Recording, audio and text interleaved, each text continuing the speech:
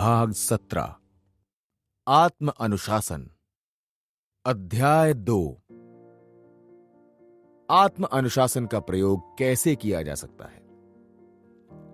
Chart क्रमांक 1 में 10 तत्वों का पूरा वर्णन है जिसके द्वारा विचार की शक्ति व्यक्त होती है। इनमें से 6 तत्वों पर आत्म अनुशासन का नियंत्रण होता है। पहला इच्छा शक्ति, दूसरा भावनाओं की शक्ति, तीसरा तर्क शक्ति, चौथा कल्पना शक्ति, पांचवा अंतरात्मा की शक्ति और छठा स्मरण शक्ति। बाकी बचे 4 तत्व स्वतंत्र रूप से काम करते हैं और उन पर नियंत्रण नहीं किया जा सकता है। बहरहाल अच्छी आदतें डालकर इन्हें 5 शारीरिक इंद्रियों द्वारा प्रभावित और निर्देशित अवश्य किया जा सकता है। चार्ट क्रमांक 1 10 कारकों का चार्ट जो विचार की यांत्रिकी की रचना करते हैं। देखें कि अवचेतन मस्तिष्क की पहुंच मस्तिष्क के सभी विभागों तक होती है, लेकिन यह किसी के नियंत्रण में नहीं होता है। सबसे ऊपर आती है असीम बुद्धि, जो कि अवचेतन मस्तिष्क के माध्यम से प्राप्त समस्त विचारों, तथ्यों और ज्ञान का एकमात्र स्रोत है। उसके नीचे है अवचेतन मस्तिष्क। यह मस्तिष्क और असीम बुद्धि को जोड़ने वाली एक कड़ी है। इसके नीचे मस्तिष्क के सभी विभाग आते हैं और उसके भी नीचे विचार की प्रेरणा के 3 स्रोत भी आते हैं। मस्तिष्क के सभी विभाग कुछ इस प्रकार हैं। पहला इच्छा शक्ति, मस्तिष्क की स्वामी। दूसरा तर्क शक्ति, सभी राय और निर्णयों की स्वामी। तीसरा भावनाओं की शक्ति, मस्तिष्क में अधिकांश कार्यों का स्थान। चौथा कल्पना शक्ति, सभी योजनाओं की निर्माता। और पांचवा अंतरात्मा की शक्ति, मस्तिष्क की नैतिक मार्गदर्शक। विचार के 3 स्रोत जिनमें सबसे अधिक आत्म अनुशासन की आवश्यकता होती है वो इस प्रकार हैं। पहला टेलीपैथी, छठी इंद्रिय या मस्तिष्क का प्रसारण केंद्र जिसके माध्यम से अन्य मस्तिष्कों से संपर्क जुड़ता है। दूसरा 5 इंद्रियां, दृष्टि, ध्वनि, स्वाद, गंध, स्पर्श। ये सिर्फ कठोर आत्म अनुशासन द्वारा ही विश्वसनीय बनती हैं। और तीसरा स्मरण शक्ति, सभी विचारों और इंद्रिय जनित अनुभवों का गोदाम, मस्तिष्क की फाइलिंग कैबिनेट। 5 इंद्रियां और स्मरण शक्ति ये हमेशा विश्वसनीय नहीं होती। इन्हें हर समय कठोर अनुशासन में रखा जाना चाहिए। चार्ट क्रमांक 2 ये मस्तिष्क के 6 विभागों का चार्ट है जिन पर आत्म अनुशासन रखा जा सकता है। इन्हें तुलनात्मक महत्व के क्रम में रखा गया है। सबसे ऊपर आता है अवचेतन मस्तिष्क। सिद्धांततः यह मस्तिष्क और असीम बुद्धि को जोड़ने वाली कड़ी है। इसके नीचे आते हैं मस्तिष्क के 6 विभाग। पहला अहम, इच्छा शक्ति का स्थान, मस्तिष्क के सभी विभागों की सुप्रीम कोर्ट। इसकी शक्ति का स्थान अवचेतन मस्तिष्क में होता है। दूसरा भावनाओं की शक्ति, मस्तिष्क की कर्म शक्ति का स्थान। तीसरा तर्क शक्ति, निर्णय और राय का स्थान। चौथा कल्पना शक्ति, विचारों और योजनाओं का उद्गम। पांचवा अंतरात्मा, मस्तिष्क की नैतिक मार्गदर्शक। और अंत में छठा स्मरण शक्ति, मस्तिष्क में रिकॉर्ड रखने वाली शक्ति। चार्ट क्रमांक 2 में हमने मस्तिष्क के 6 विभागों की तस्वीर दी है जिनके ऊपर आत्म अनुशासन आसानी से किया जा सकता है। विभागों को उनके महत्व के अनुसार स्थान दिया गया है। हालांकि यह निश्चित रूप से कहना संभव नहीं है कि इन विभागों में से कौन सा विभाग ज्यादा महत्वपूर्ण है, क्योंकि उनमें से प्रत्येक विचार की अभिव्यक्ति का अनिवार्य तत्व है। इच्छा शक्ति के निवास अहम को पहले स्थान पर रखने के अलावा हमारे पास कोई विकल्प नहीं था। इसका कारण यह है कि इच्छा शक्ति मस्तिष्क के अन्य सभी विभागों को नियंत्रित कर सकती है। इसीलिए इसे मस्तिष्क की सुप्रीम कोर्ट कहा जाता है, जिसके निर्णय अंतिम होते हैं और उनके खिलाफ किसी अन्य कोर्ट में कोई सुनवाई नहीं होती है। भावनाओं की शक्ति दूसरे स्थान पर आती है, क्योंकि हम ये अच्छी तरह जानते हैं कि ज्यादातर लोगों पर उनकी भावनाएं शासन करती हैं। इसीलिए भावनाओं की शक्ति सुप्रीम कोर्ट के बाद आती है। तर्क शक्ति को महत्व के क्रम में तीसरा स्थान दिया गया है, क्योंकि इसके संशोधनकारी प्रभाव से भावनात्मक कर्म को सुरक्षित प्रयोग के लिए तैयार किया जाता है। अच्छी तरह संतुलित मस्तिष्क वो होता है जिसमें भावनाओं की शक्ति और तर्क शक्ति के बीच में समझौता होता है। इस तरह का समझौता आमतौर पर इच्छा शक्ति यानी सुप्रीम कोर्ट की शक्ति से उत्पन्न होता है। इच्छा शक्ति कई बार भावनाओं के पक्ष में फैसला करती है, कई बार ये तर्क शक्ति का पक्ष लेती है। चाहे ये किसी का भी पक्ष ले, इसी का फैसला हमेशा अंतिम होता है। तर्क और भावना के विवाद में ये जिस पक्ष का समर्थन करती है वही विजेता होता है। ये कितना अद्भुत तंत्र है। कल्पना शक्ति को चौथा स्थान दिया गया है, क्योंकि इससे इच्छा शक्ति या भावनाओं की शक्ति द्वारा प्रेरित विचारों, योजनाओं और इच्छित लक्ष्यों को हासिल करने के तरीके उत्पन्न होते हैं। हम ये कह सकते हैं कि कल्पना की शक्ति उपाय समिति के रूप में मस्तिष्क की सेवा करती है। बहरहाल, अक्सर ये मनमानी भी करने लगती है और ऐसी जगहों की रोमांचक यात्रा पर चली जाती है जहां इसे नहीं जाना चाहिए। कल्पना की इन यात्राओं में अक्सर भावनाओं की पूर्ण सहमति, सहयोग और प्रेरणा होती है। इसी कारण हमें तर्क शक्ति द्वारा सभी इच्छाओं की, जो भावनाओं की शक्ति से उत्पन्न होती हैं, गहरी जांच कर लेनी चाहिए। जरूरत पड़ने पर हम इच्छा शक्ति द्वारा विरोधी आदेश भी जारी करवा सकते हैं। जब इच्छाएं और कल्पना तर्क शक्ति या इच्छा शक्ति के नियंत्रण में नहीं रहती हैं, तो वो उन शरारती स्कूली बच्चों की तरह होती हैं जो स्कूल से भागकर हॉकी खेलने का निर्णय लेते हैं और अंततः तैरने के लिए नदी के पास चले जाते हैं या पड़ोसी के बगीचे में घुस जाते हैं। ऐसी कोई शरारत नहीं है जो ये दो ना कर सकें। इसलिए इस विभाग को आत्म अनुशासन के प्रयोग की जितनी जरूरत है, उतनी किसी अन्य विभाग को नहीं है। बाकी दो विभाग, अंतरात्मा की शक्ति और स्मरण की शक्ति, मस्तिष्क के आवश्यक विभाग हैं। हालांकि वो दोनों ही महत्वपूर्ण हैं, लेकिन वो इस सूची के अंत में आते हैं। अवचेतन मस्तिष्क को मस्तिष्क के सभी 6 विभागों से ऊपर स्थान दिया गया है, क्योंकि ये चेतन मस्तिष्क तथा असीम बुद्धि को जोड़ने वाली कड़ी है और यही वो माध्यम है जिसके द्वारा मस्तिष्क के सभी विभागों को विचार की शक्ति हासिल होती है। अवचेतन मस्तिष्क को नियंत्रित नहीं किया जा सकता, लेकिन यहां बताए गए तरीकों से उसे प्रभावित अवश्य किया जा सकता है। यह स्वेच्छा से काम करता है। हालांकि भावनाओं को प्रबल करके या इच्छा शक्ति को केंद्रित करके इसके काम करने की गति को बढ़ाया जा सकता है। निश्चित प्रमुख लक्ष्य के पीछे प्रबल इच्छा हो तो ये अवचेतन मस्तिष्क के कार्य को प्रेरित कर सकती है और तीव्र कर सकती है। मस्तिष्क के खंडों से अवचेतन मस्तिष्क कैसे संबंधित है? अवचेतन मस्तिष्क और मस्तिष्क के 6 अन्य विभागों के संबंधों को चार्ट क्रमांक 2 में बताया गया है। एक तरह से वो किसान और फसल उगाने वाले प्राकृतिक नियमों के संबंध की तरह हैं। किसान को कुछ निश्चित कर्तव्य करने होते हैं, जैसे मिट्टी की जुताई करना, सही मौसम में बीज बोना और खरपतवार हटाना, जिसके बाद उसका काम पूरा हो जाता है।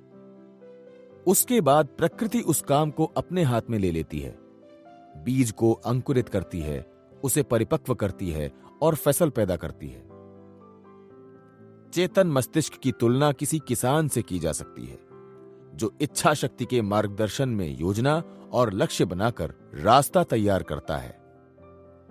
अगर यह काम सही तरीके से किया जाए और मन चाहे लक्ष्य की स्पष्ट तस्वीर बन जाए, तस्वीर मन चाहे लक्ष्य का बीज होती है, तो अवचेतन मस्तिष्क उस तस्वीर पर काम करना शुरू कर देता है और उसे साकार करने के लिए आवश्यक बुद्धि के लिए असीम बुद्धि का दोहन करता है। फिर यह आवश्यक जानकारी को किसी व्यावहारिक योजना या तरीके के रूप में चेतन मस्तिष्क के सामने प्रस्तुत करता है। प्रकृति के नियमों के अनुसार बीजों के अंकुरित होने और फसल उगने में निश्चित समय लगता है। इसके विपरीत अवचेतन मस्तिष्क विचारों या लक्ष्यों के बीज ग्रहण करने के बाद इसकी प्राप्ति की जो योजना सुझाता है, उसका समय निश्चित नहीं है। अवचेतन मस्तिष्क उस समय को खुद ही निर्धारित करता है। प्रबल इच्छा के संदर्भ में व्यक्त होने वाली इच्छा शक्ति के माध्यम से अवचेतन मस्तिष्क के कार्य करने की गति को तेज किया जा सकता है। इस तरह इच्छा शक्ति के प्रयोग द्वारा मस्तिष्क पर पूरा नियंत्रण पाने से जबरदस्त शक्ति मिलती है। और इच्छा शक्ति को यदि मन चाहे लक्ष्य पाने के लिए निर्देशित किया जा सके तो यह सर्वोच्च आत्म अनुशासन है। इच्छा शक्ति के नियंत्रण के लिए लगन, आस्था और निश्चित लक्ष्य की जरूरत होती है। उदाहरण के लिए, सभी बेहतरीन सेल्समैन ये बात जानते हैं कि लगनशील सेल्समैन सबसे आगे रहता है। जीवन बीमा जैसे क्षेत्रों में तो लगन ही सेल्समैन की सबसे महत्वपूर्ण संपत्ति होती है और लगन कठोर आत्म अनुशासन से आती है। विज्ञापन के क्षेत्र में भी यही नियम लागू होता है। सबसे सफल विज्ञापनकर्ता लगन से जुटे रहते हैं। वो हर महीने, हर साल अपने प्रयास नियमित रूप से दोहराते रहते हैं। व्यावसायिक विज्ञापन विशेषज्ञों के पास ये विश्वास करने के पर्याप्त प्रमाण हैं कि यही इकलौती नीति है जिससे संतोषजनक परिणाम मिलते हैं। अमेरिका के संस्थापक जब इस देश में आए तो ये देश जंगली इलाका था जहां जंगली जानवर और आदि मानव रहते थे। लेकिन उन संस्थापकों ने यह दिखा दिया कि जब इच्छा शक्ति का प्रयोग लगन के साथ किया जाता है तो क्या संभव हो सकता है। अमेरिका में सभ्य समाज की स्थापना के बाद जॉर्ज वॉशिंगटन और उनके भूखे फटे हाल सैनिकों की छोटी सी सेना ने एक बार फिर यह साबित कर दिया कि इच्छा शक्ति का प्रयोग जब लगन के साथ किया जाता है तो इसे हराया नहीं जा सकता। अमेरिकी उद्योग के संस्थापक यानी हेनरी फोर्ड, थॉमस ए एडिसन और एंड्रयू कार्नेगी जैसे महान लोग हमारे सामने एक और मिसाल पेश करते हैं कि लगन के साथ इच्छा शक्ति हो तो कितना फायदा होता है। इन संस्थापकों ने अमेरिकी जीवन शैली के निर्माण में महान योगदान इसलिए दिया है क्योंकि उनमें आत्म अनुशासन था और उन्होंने इच्छा शक्ति व लगन द्वारा इसे हासिल किया था। एंड्रयू कार्नेगी का पूरा कैरियर आत्म अनुशासन से प्राप्त हो सकने वाले लाभों का उत्कृष्ट उदाहरण है। वो बहुत कम उम्र में अमेरिका आ गए थे और सबसे पहले तो उन्होंने मजदूरी करके अपना जीवन यापन किया। उनके बहुत कम मित्र थे जिनमें से कोई भी दौलतमंद या प्रभावशाली नहीं था, लेकिन उनमें जबरदस्त इच्छा शक्ति थी। वो दिन में मजदूरी करते थे और रात को पढ़ते थे। उन्होंने टेलीग्राफ सीखी और प्रगति करते हुए अंत में वो पेंसिल्वेनिया रेल रोड कंपनी के डिवीजन सुपरिंटेंडेंट के प्राइवेट ऑपरेटर के पद पर पहुंच गए। इस पद पर उन्होंने इस फिलॉसफी के कुछ सिद्धांतों पर प्रभावी तरीके से अमल किया जिनमें आत्म अनुशासन का सिद्धांत भी शामिल था। इसकी बदौलत उन्होंने धनवान और प्रभावशाली लोगों का ध्यान आकर्षित किया जो जिंदगी में उनके प्रमुख लक्ष्य तक पहुंचने में उनकी सहायता करने की स्थिति में थे। कैरियर के उस मोड़ पर उनके पास भी सफलता के उतने ही अवसर थे जितने कि सैकड़ों अन्य टेलीग्राफ ऑपरेटरों के पास थे, लेकिन उनके पास एक ऐसी संपत्ति थी जो बाकी ऑपरेटर्स के पास नहीं थी: जीतने की इच्छा, निश्चित लक्ष्य और लगन। ये सब आत्म अनुशासन के परिणाम थे। इच्छा शक्ति और लगन कार्नेगी के उत्कृष्ट गुण थे। साथ ही उनमें कठोर आत्म अनुशासन भी था, जिसके द्वारा उन्होंने निश्चित लक्ष्य पाने के लिए इन गुणों को नियंत्रित और निर्देशित किया। इनके अलावा उनमें ऐसा कोई भी उत्कृष्ट गुण नहीं था जो औसत बुद्धि वाले व्यक्ति के पास ना हो। अपनी इच्छा शक्ति का इस्तेमाल करके उन्होंने निश्चित प्रमुख लक्ष्य बनाया और उस लक्ष्य का तब तक लगन से पीछा करते रहे जब तक कि वो अमेरिका के सबसे महान उद्योगपति नहीं बन गए। और यह कहने की जरूरत नहीं है कि वो बहुत अमीर भी बन गए। उन्होंने अपनी इच्छा शक्ति पर आत्म अनुशासन का उचित प्रयोग किया और उसे निश्चित लक्ष्य पाने की दिशा में निर्देशित किया।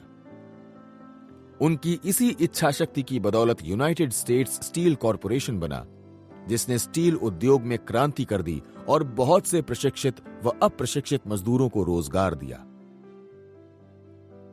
इस तरह हम देखते हैं कि निश्चित लक्ष्य का पीछा करते समय सफल व्यक्ति आत्म अनुशासन का प्रयोग करता है, और वो ऐसा तब तक करता रहता है जब तक कि वो अपने लक्ष्य को हासिल न कर ले। व्यक्तिगत शक्ति हासिल करना। एंड्रयू कार्नेगी ने कहा था, इच्छा शक्ति एक प्रचंड शक्ति है जो असफलता जैसी किसी वास्तविकता को नहीं पहचानती है। इससे उनका मतलब यही था कि इच्छा शक्ति तभी प्रचंड होती है जब उसे आस्था के भाव के साथ किसी निश्चित लक्ष्य की दिशा में निर्देशित किया जाता है। स्पष्ट रूप से आत्म अनुशासन के विकास के लिए वो इस फिलॉसफी के इन 3 महत्वपूर्ण सिद्धांतों पर जोर देना चाहते थे। पहला, निश्चित लक्ष्य, दूसरा, आस्था का प्रयोग, और तीसरा, आत्म अनुशासन। बहरहाल, ये याद रखना चाहिए कि मानसिक अवस्था जो इन 3 सिद्धांतों द्वारा हासिल की जा सकती है, तब ज्यादा अच्छी तरह और ज्यादा जल्दी हासिल की जा सकती है जब इस फिलॉसफी के 5 अन्य सिद्धांतों पर अमल किया जाए। पहला, मास्टरमाइंड, दूसरा, सुखद व्यक्तित्व, तीसरा, 1 मील ज्यादा आगे तक जाने की आदत, चौथा, व्यक्तिगत पहल शक्ति, और 5वां, रचनात्मक भविष्य दृष्टि। अगर आप निश्चित लक्ष्य, आस्था के प्रयोग और आत्म अनुशासन के साथ इन 5 सिद्धांतों को जोड़ दें तो आपको जबरदस्त व्यक्तिगत शक्ति का स्रोत मिल जाएगा। इस फिलॉसफी की शुरुआत कर रहे व्यक्ति को अपनी इच्छा शक्ति पर नियंत्रण करने में मुश्किल आ सकती है। बहरहाल, अगर वो इन 8 सिद्धांतों का प्रयोग करता है तो धीरे धीरे वो अपनी इच्छा शक्ति को नियंत्रित कर ही लेता है। निपुणता सिर्फ एक तरह से हासिल की जा सकती है। इन सिद्धांतों का लगातार लगनशील प्रयोग करके ही निपुणता मिल सकती है। इन सिद्धांतों का प्रयोग करने की आदत डालना चाहिए और सभी मानवीय संबंधों तथा सभी व्यक्तिगत समस्याओं के समाधान में उनका प्रयोग करना चाहिए। इच्छा शक्ति सिर्फ उसी उद्देश्य पर प्रतिक्रिया करती है जिसका लगातार लगन से पीछा किया जाए, और यह उसी तरह सशक्त बनती है जिस तरह हाथ सशक्त बनता है, सुनियोजित प्रयोग द्वारा। इच्छा शक्ति वाले लोग जिन्होंने आत्म अनुशासन द्वारा उसे खुद हासिल किया है, मुश्किलों के सामने आने पर आशा या मैदान नहीं छोड़ते हैं। जिनमें इच्छा शक्ति नहीं होती है वो मैदान छोड़ देते हैं। एक विनम्र सेनापति अपने थके हारे सैनिकों के सामने खड़ा था। राज्यों के बीच हो रहे युद्ध में उसकी सेना अभी अभी पराजित हुई थी। उसके पास भी हताश होने का कारण था, क्योंकि युद्ध में उसकी हार हो रही थी। जब उसके एक अधिकारी ने कहा कि स्थिति निराशाजनक दिख रही है, तो जनरल ग्रांट ने अपना थका हुआ सिर उठाया, अपनी आंखें बंद की, अपनी मुट्ठियां भींची और कहा, हम इसी तरह लड़ते रहेंगे, चाहे हमें गर्मियों भर लड़ना पड़े। एक व्यक्ति के इस दृढ़ निर्णय से, एक व्यक्ति की अदम्य इच्छा शक्ति से आखिरकार वो अंतिम विजय मिल ही गई, जिसकी वजह से अमेरिकी राज्यों का संघ बरकरार रहा। कुछ लोग कहते हैं कि सत्य ही शक्ति है, दूसरे लोग कहते हैं कि शक्ति ही सत्य है।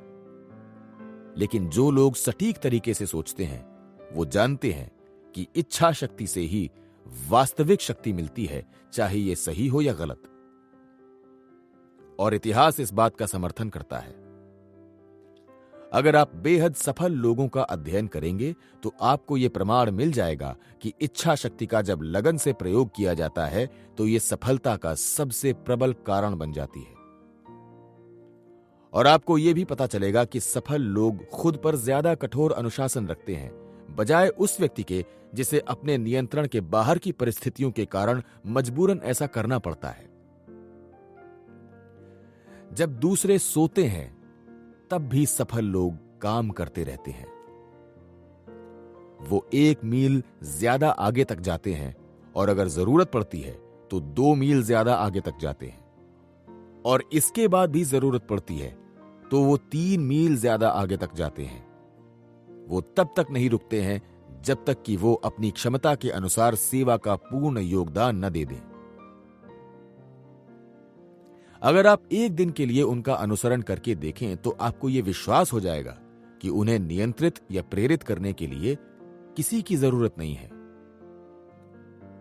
वो अपनी ही व्यक्तिगत पहल शक्ति का अनुसरण करते हैं, क्योंकि वो सबसे कठोर आत्म अनुशासन द्वारा अपने प्रयासों को दिशा देते हैं। उन्हें अपनी प्रशंसा अच्छी लग सकती है, लेकिन कर्म की प्रेरणा देने के लिए उन्हें इसकी जरूरत नहीं है। वो अपनी बुराई भी सुन लेते हैं, लेकिन इससे डरते नहीं हैं और इससे हताश भी नहीं होते हैं। दूसरे लोगों की तरह ही वो भी कई बार असफल होते हैं या अस्थायी पराजय झेलते हैं, लेकिन असफलता सिर्फ उन्हें ज्यादा कोशिश करने के लिए प्रेरित करती है। दूसरे लोगों की तरह ही उन्हें भी राह में बाधाएं मिलती हैं, लेकिन वो उन्हें सीढ़ियों में बदल देते हैं और उन पर चढ़कर वो अपने चुने हुए लक्ष्य तक पहुंचते हैं।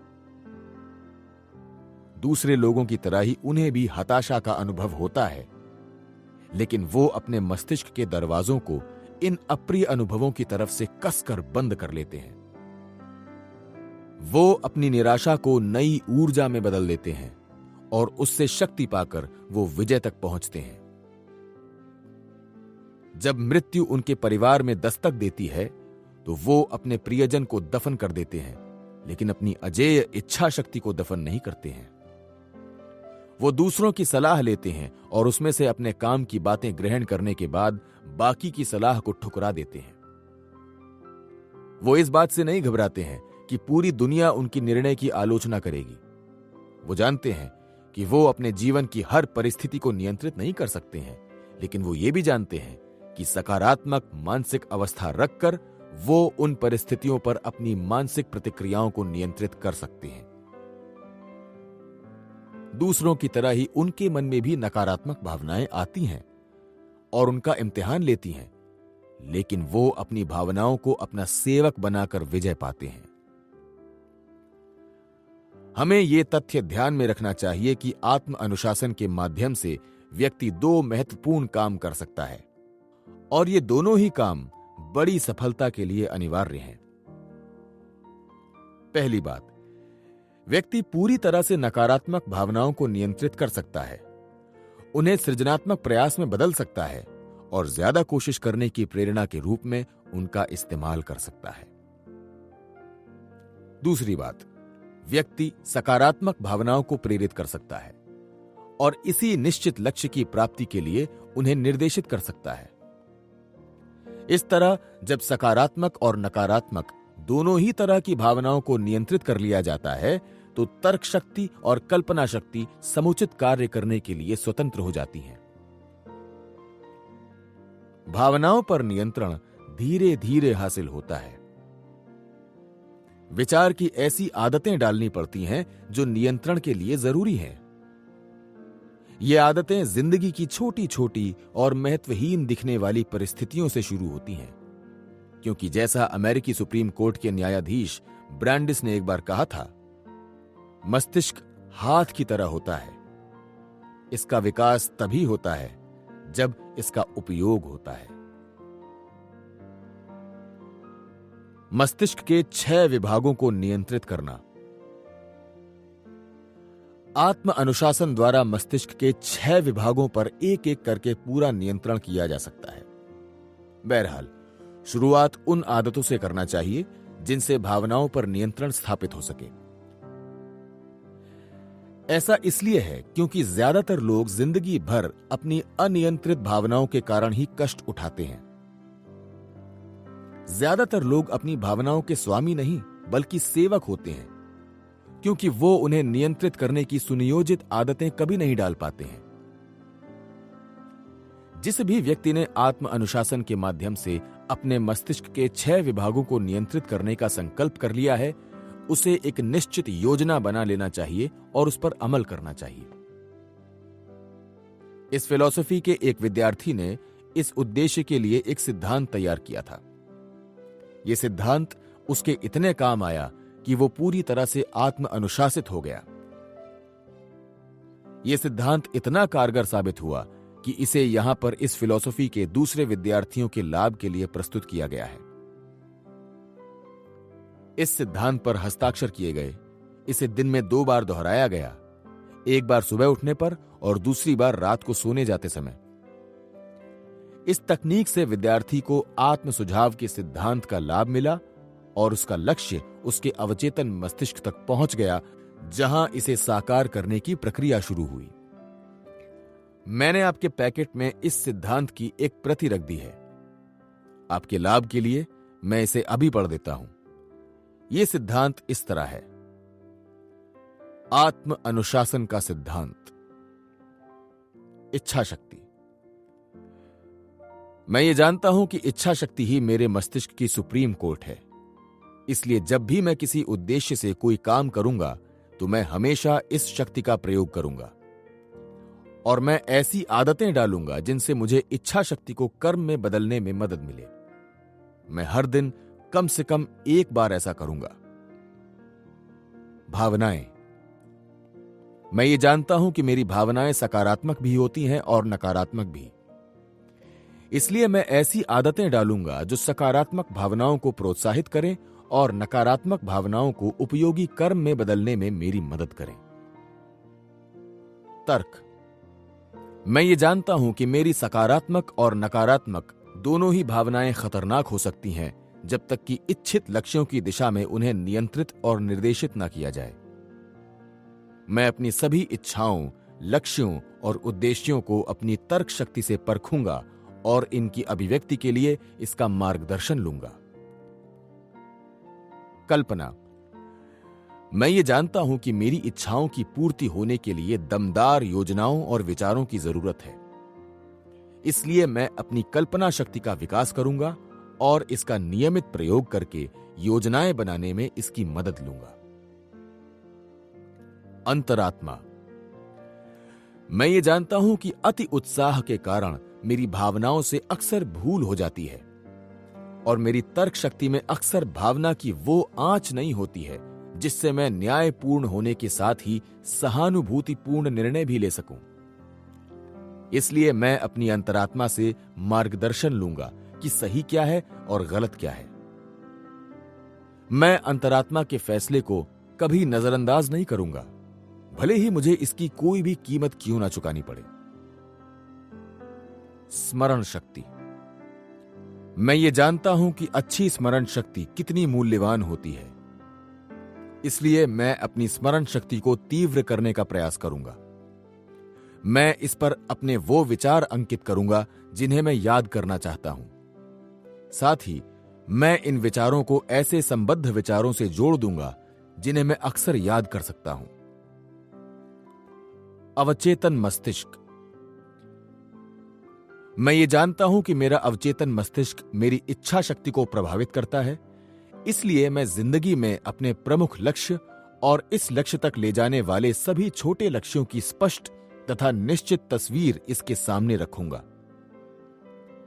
मैं इस तस्वीर को हर दिन बार बार दोहराकर अपने अवचेतन मस्तिष्क के सामने लगातार रखूंगा। मस्तिष्क पर अनुशासन धीरे धीरे हासिल होता है। यह अनुशासन ऐसी आदतें डालकर हासिल होता है जिन्हें व्यक्ति नियंत्रित कर सकता है। आदतें मस्तिष्क में शुरू होती हैं।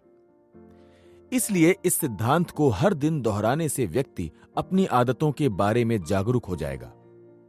वो जान जाएगा कि उसे मस्तिष्क के 6 विभागों को विकसित और नियंत्रित करने के लिए कौन सी आदतें डालनी चाहिए। सिर्फ इन विभागों के नाम दोहराने से ही महत्वपूर्ण प्रभाव पड़ता है।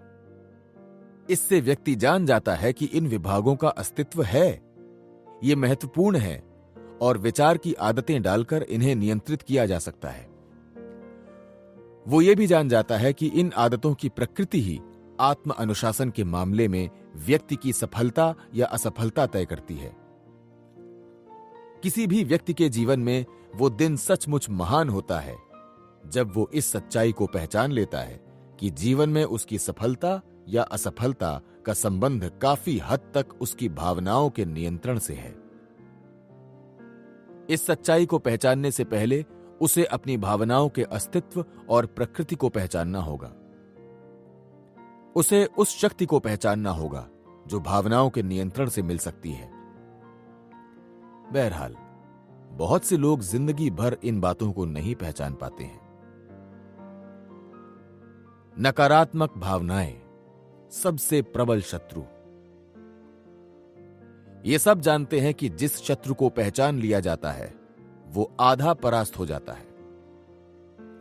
ये बाहरी शत्रुओं के बारे में जितना सही है उतना ही मस्तिष्क के भीतरी शत्रुओं के बारे में भी सही है। खास तौर पर यह नकारात्मक भावना नामक शत्रु के बारे में सही है।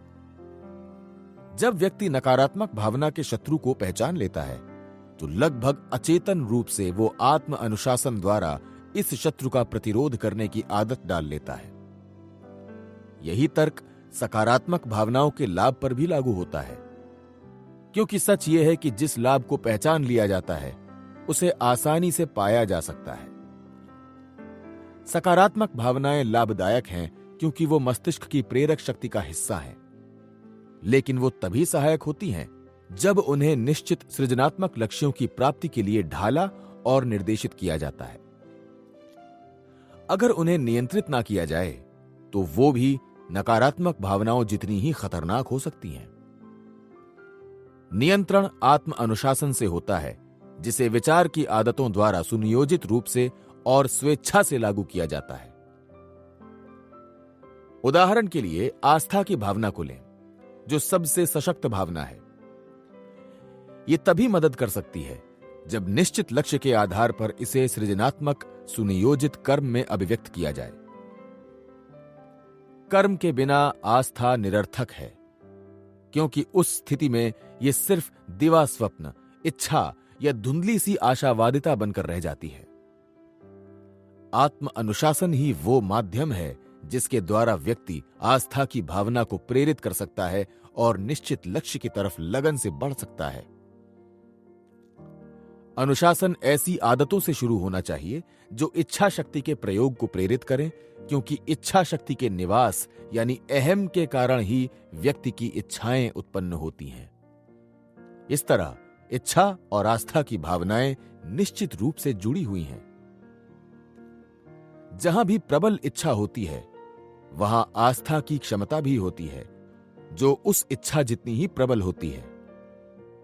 दोनों हमेशा साथ साथ चलती हैं। एक को प्रेरित करेंगे तो दूसरी अपने आप प्रेरित हो जाएगी। आदतों को ढालकर एक को नियंत्रित करेंगे और दिशा देंगे तो दूसरी अपने आप नियंत्रित हो जाएगी और दिशा पालेगी। ये आत्म अनुशासन का सर्वोच्च रूप है। जिमी कार्टर का आत्म अनुशासन। जिमी कार्टर को मानव अधिकारों के सबसे प्रभावशाली समर्थकों में से एक माना जाता है। निश्चित लक्ष्य द्वारा निर्देशित इच्छा शक्ति की बदौलत ही उन्होंने ये प्रतिष्ठा हासिल की है। अमेरिकी नौसेना में सेवा करने के बाद उन्होंने प्लेन्स, जॉर्जिया में मूंगफली उगाने वाले किसान के रूप में अपना कैरियर शुरू किया। फिर उन्होंने राजनीति में प्रवेश करने का फैसला किया और 2 बार जॉर्जिया राज्य की सीनेट में चुने गए। 1976 में वो अमेरिका के राष्ट्रपति पद के लिए डेमोक्रेटिक पार्टी के प्रत्याशी की दौड़ में शामिल हुए। हालांकि उनके प्रत्याशी बनने की संभावना बहुत क्षीण थी, लेकिन पार्टी ने उन्हें अपना प्रत्याशी बना लिया और जल्दी ही वो राष्ट्रपति भी बन गए।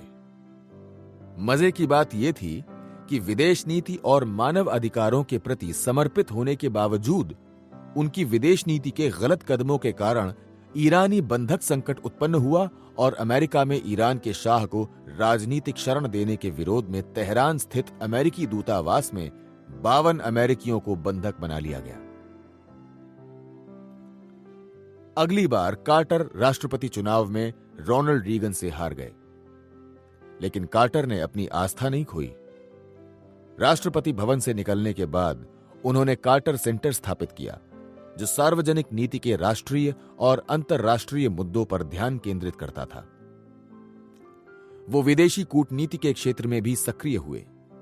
अंत में प्रजातंत्र और मानव अधिकारों के क्षेत्र में कार्टर की सेवा को 2002 में पहचाना गया और उन्हें नोबेल शांति पुरस्कार दिया गया। प्रशस्ति में कहा गया था कि यह पुरस्कार उन्हें दशकों तक अंतर्राष्ट्रीय संघर्षों के शांतिपूर्ण समाधान खोजने, प्रजातंत्र और मानवीय अधिकारों की प्रगति करने और आर्थिक व सामाजिक विकास की पहल करने के लिए दिया गया। इसके अलावा कार्टर ने 16 पुस्तकें भी लिखीं। जिमी कार्टर को अपनी गलतियों से ऊपर उठने और उत्कृष्टता का सबसे बड़ा पुरस्कार पाने के लिए बहुत आत्म अनुशासन की जरूरत पड़ी। आत्म अनुशासन और निश्चित लक्ष्य ने उन्हें लगन से बढ़ने की प्रेरणा दी। उन्होंने कभी अपने सबसे बड़े लक्ष्यों को अपनी नजरों से ओझल नहीं होने दिया। यह ज्यादातर लोगों के लिए सबसे खतरनाक जगह है। जब मुश्किलें सामने आती हैं तो ज्यादातर लोग हार मान लेते हैं और मैदान छोड़ देते हैं। वो ये नहीं जानते हैं कि अगर वो एक कदम और आगे बढ़ा लेते तो वो जीत सकते थे। इच्छा शक्ति की जरूरत सबसे ज्यादा तब होती है जब विरोध सबसे प्रबल होता है, और हर संकट की स्थिति में, चाहे वो छोटी हो या बड़ी, इच्छा शक्ति आत्म अनुशासन की बदौलत मिलती है। बाधाओं को पार करना। मैटी जे स्टेपैनिक की कहानी। बहुत से लोगों ने 13 साल के मैटी जे स्टेपैनिक की अविश्वसनीय कहानी सुनी होगी। वो बेस्ट सेलिंग बाल कवि और मैस्कुलर डायट्रॉफी एसोसिएशन MDA के नेशनल गुडविल एम्बेसडर हैं। मैटी माइटोकॉन्ड्रियल मायोपैथी से पीड़ित हैं, जिसे MDA ने अपनी वेबसाइट में इस तरह परिभाषित किया है: मांसपेशीय कमजोरी, गर्दन की शिथिल मांसपेशियां और चलने की अक्षमता। इससे पीड़ित व्यक्ति अक्सर बीमारी के दौरों, बहरेपन, संतुलन और दृष्टि की कमी तथा मंद बुद्धि का शिकार होता है। मैटी की बीमारी का ऑपरेशन नहीं हो सकता है। उसके भाई बहन भी इसी बीमारी से मर गए थे जब वो मैटी से बहुत छोटे थे। ये एक चमत्कार है कि मैटी अब भी जिंदा है। अपनी बीमारी के कारण मैटी व्हीलचेयर और वेंटिलेटर के साथ जीने के लिए मजबूर है। बहरहाल, इसके बावजूद वो एक लेखक है।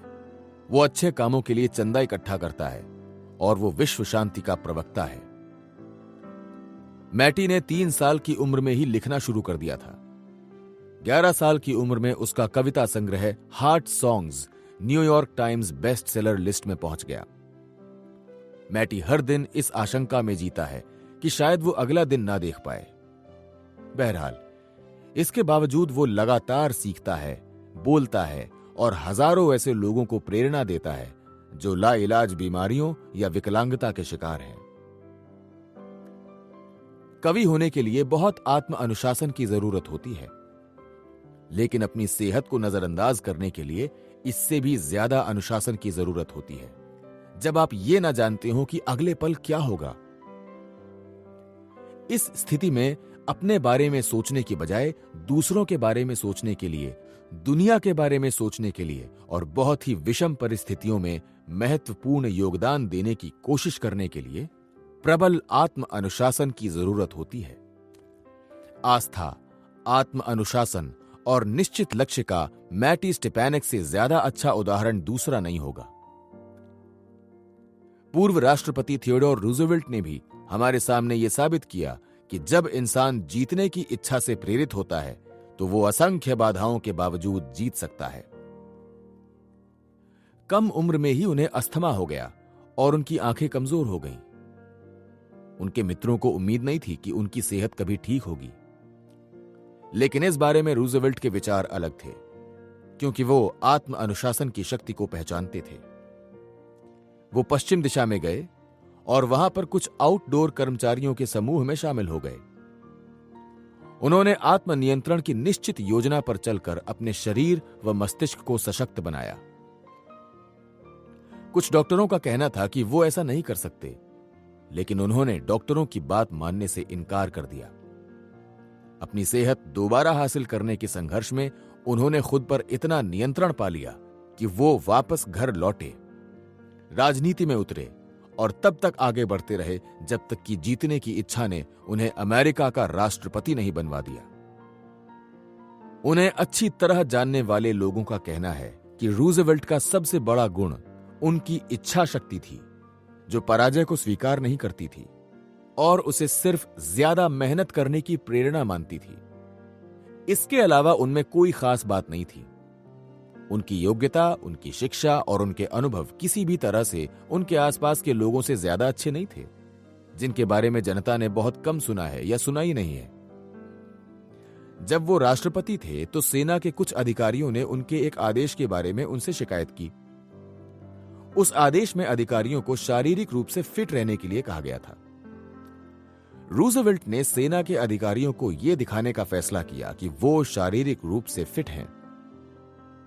उन्होंने वर्जीनिया की खराब सड़कों पर 100 मील तक घुड़सवारी की। सेना के अधिकारी उनकी बराबरी नहीं कर पाए और पीछे रह गए। इस शारीरिक उपलब्धि के पीछे एक सक्रिय मस्तिष्क था, जिसने यह ठान लिया था कि यह शारीरिक कमजोरी की बाधा के सामने हार नहीं मानेगा। और यही वजह थी कि व्हाइट हाउस में उनके कार्यकाल के दौरान वो बेहद सक्रिय रहे। जब मस्तिष्क कहता है आगे बढ़ो, तो शरीर इसके आदेश का पालन करता है। इससे एंड्रयू कार्नेगी की यह बात भी सच साबित होती है कि हमारी सीमाएं सिर्फ वही होती हैं जिन्हें हम अपने मस्तिष्क में खुद बनाते हैं। एक फ्रांसीसी दल ने पनामा नहर बनाने की कोशिश की, लेकिन वो असफल हो गया।